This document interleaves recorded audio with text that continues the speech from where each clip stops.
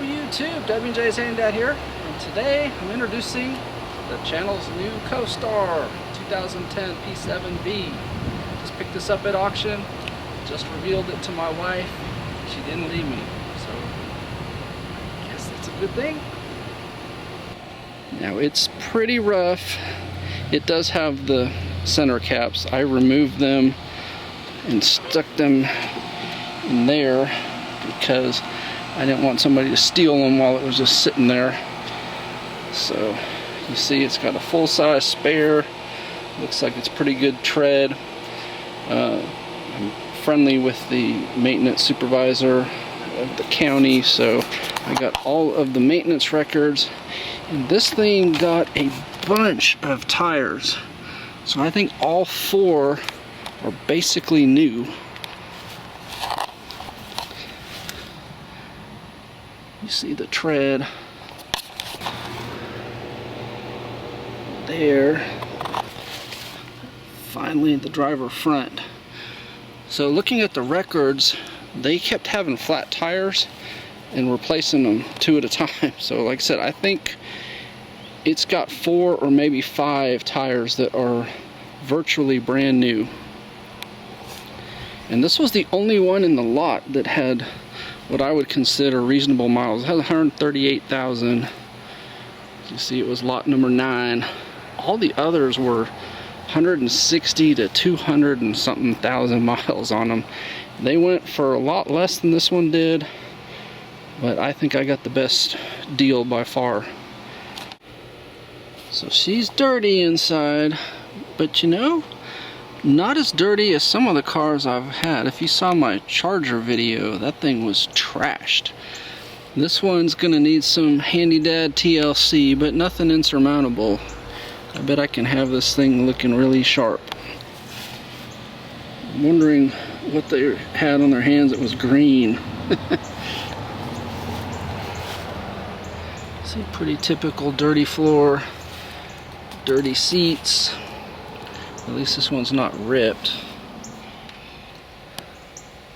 How much you want to bet I pull a pot of coffee off of that seat?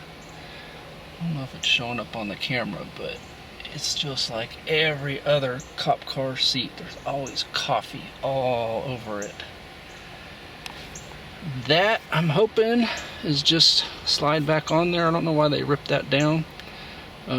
You never know with the downfitters. I mean, they'll just start ripping stuff out of the car sometimes, and then you have to tell them, wait, that's not police-specific equipment. Standard crappy radio, a little bit of scuffs on there.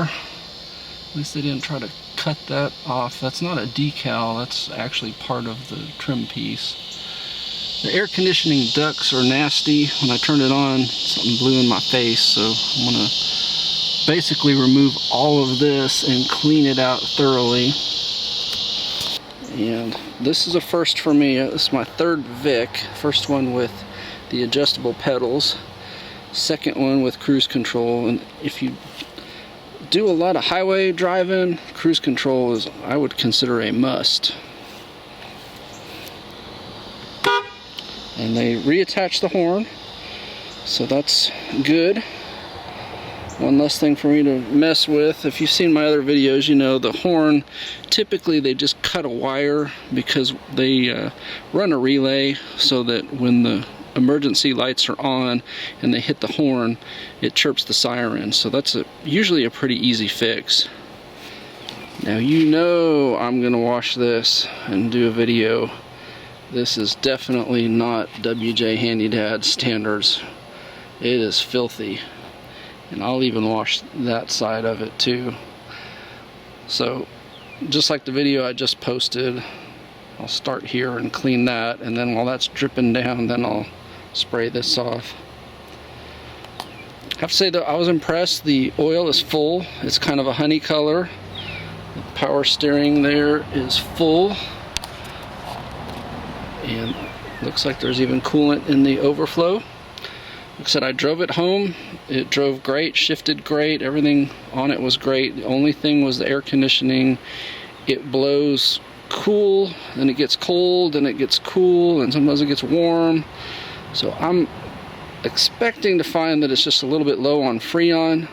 I'm hoping that's all it is, but you know, I will address whatever is going on there. And this is also a first for me with Crown Vics. It's got the little retainer.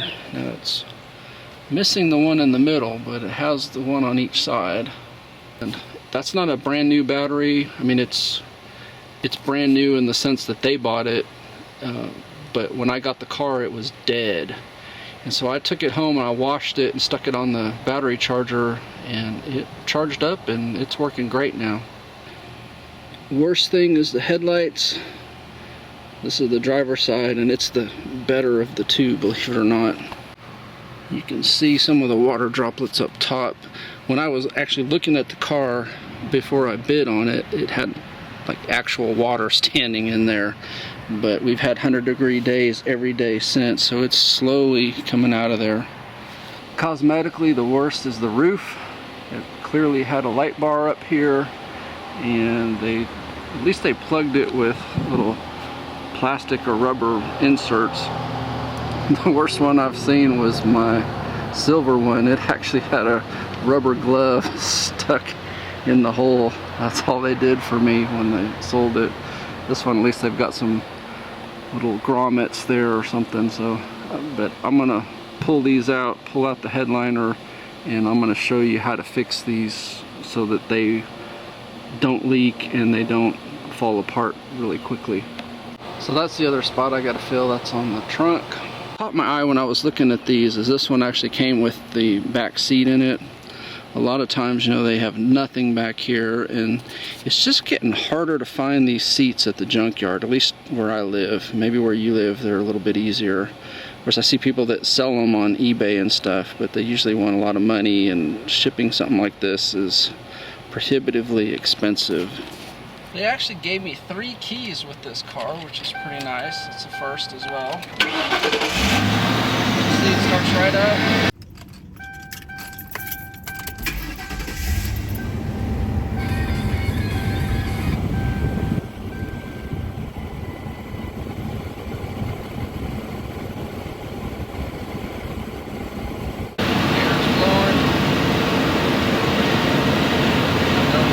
Power steering. Turn that off just so we can talk.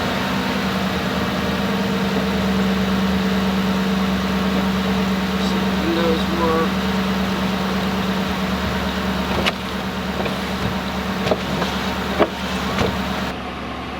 As expected, the window switches in the back are disabled, so the rear windows won't roll down from here. They only roll down from the driver's side.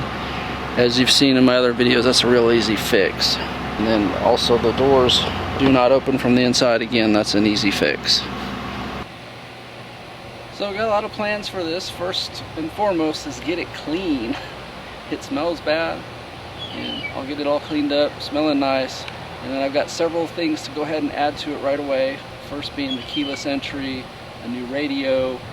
I got the backup camera and the forward recording camera when you're driving, and then also the backup sensor, so that if you're about to hit something, it at least tells you. And then cosmetically, of course, I got to do some painting. So I'm going to paint the 4 wheels, get them looking right, and like I said, fix the roof and the trunk, repaint those, and then this car should be ready to sell. Or if I keep it, then I might end up selling the silver one. So we got the good police tint going. Overall, the paint's in really good shape for an ex-police car, and so it's not going to take a whole lot on my part to restore it and get it looking nice. So I'm excited. I think this will be a nice addition to the channel, and somebody out there is going to want to buy it from me, and it'll be a win-win situation all the way around. So of course the paint is not perfect, but really that is probably the major blemish on the whole car, other than obviously where the police equipment's been removed. Got a little something going on there, I'm not sure what that is. Like I said, for the most part it's just little minor inconveniences rather than actual horrific damage. And so this will get painted when I repaint the trunk lid. But you see, like, the passenger side looks pretty much intact. There's a little gotcha right there. I guess, yeah, that's a spot there. So I'll probably repaint the hood, just because as I'm learning, painting the hood and the trunk seem to be the easiest for me, because you can mask everything off real easy and just spray. Whereas if you paint anything else, you gotta remove parts or spend a lot of time taping stuff off and then masking with, you know, your plastic sheeting or whatever. Anyway, for a used cop car that's probably been sitting for quite a while, I thought it was in really good shape. Relatively low miles, only 1,263 idle hours on it. So, should be a good solid car. Like I said, it drove great driving home. The air conditioning was the only thing that I noticed. Handled great, brakes were great, acceleration was great, transmission was shifting. All that stuff that you know on a Crown Vic is just gonna work, because that's just the way they make these things. Of course, this doesn't have the Police Interceptor badge yet. Don't know if you can read it. It actually says, "Your safety comes first." That's a little outline of where they had the letters on there. And I'm wondering, since the doors, the front two doors are very clean and no scratches and stuff, I'm wondering if they didn't actually vinyl wrap them instead of putting the Sheriff's Department logos on them. Because you see, there's like nothing on there, and then you hit there and it's almost like a different color, and then you've got the scratches and stuff. So I wonder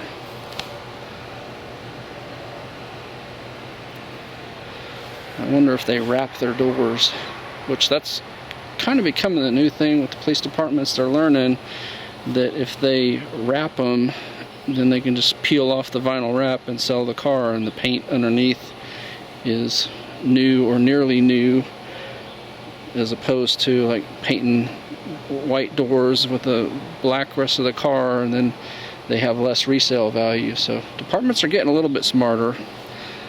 So here's the jackpot find. I honestly didn't even look at this real closely when I bought the car, but I just picked it up, and something told me it was brand spanking new, and sure enough, it appears to be brand new. So I'm guessing when they bought these cars and upfitted them for police work, they completely removed these pieces, and thankfully they stored them somewhere and returned them to the car.